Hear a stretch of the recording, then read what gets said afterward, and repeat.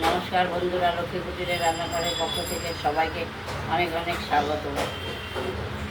পটলগুলো কিছুটা ছাড়িয়ে নিয়েছি, নিয়ে এটাকে মিক্সি মেশিনে ঘুরিয়ে নেব, নিয়ে আজকে পটল বাটা করব। কালো জিরে, শুকনো লঙ্কা সব কিছু দিয়ে করব। পটল বেশ কয়েকটাই দেওয়া হয়েছে কেটে। ওটা আবার বলতে হবে নাকি? দেখিয়ে দেবো। আমরা ওভেনটা ধরিয়ে নিয়ে তুমি চালো, আমি কটা কালো জিরে ফেলে রাখবো। আমরা এই পটলগুলোকে একটু মিক্সি মেশিনে ঘুরিয়ে বেটে নেওয়ার মতো করে নেব।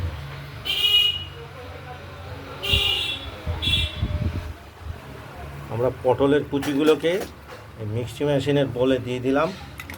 এবার এটা আমরা ঘুরিয়ে নেব, দেখতে থাকুন। কালো জিরে, শুকনো লঙ্কা ভেজে রাখা আমার মতো পটল বাটায় দেবো। পটল বাটায় আমরা দেব। পটল ভর্তা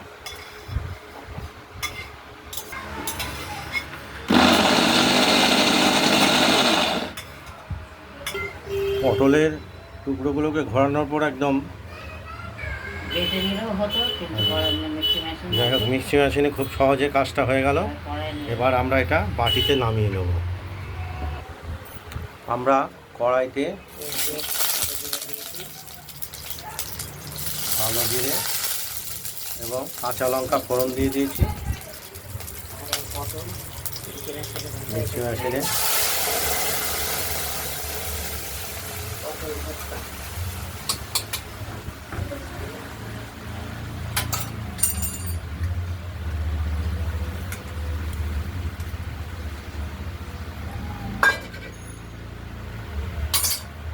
বেশিক্ষণ নাড়াচাড়া করতে হবে, নুন দিতে হবে।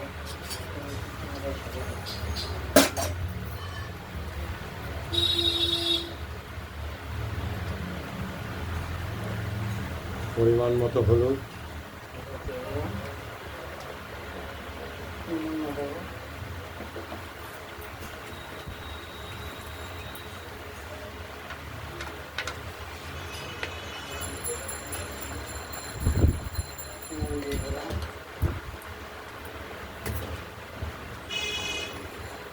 লবণটা দেওয়া হলো স্বাদ মতো, আর একটু মিষ্টি আমরা দেব, এটাও স্বাদের জন্য চিনি দিয়ে দেওয়া হলো।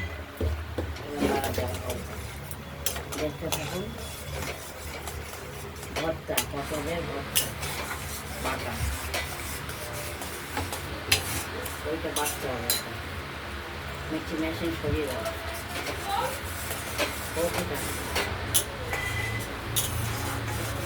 দেখতে থাকুন।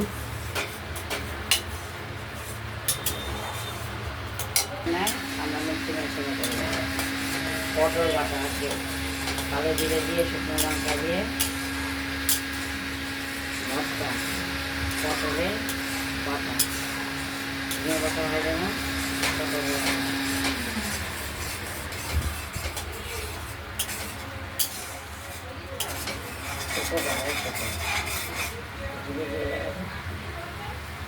দিয়ে দাও। এটা আমরা একটু দেখে নেব লবণ, ঝাল, মিষ্টিটা ঠিকঠাক আছে কিনা। আবার বলো।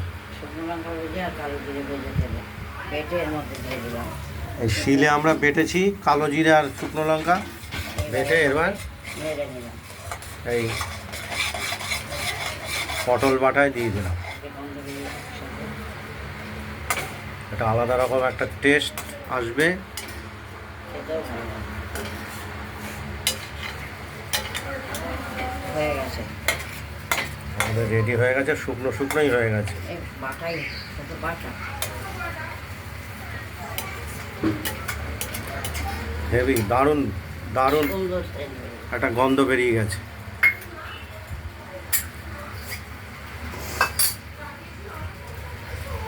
এই ভিডিওটা যদি ভালো লাগে লাইক করবেন, কমেন্ট করবেন, আর রান্নাবান্নাটা যদি ভালো লাগে সাবস্ক্রাইব করবেন।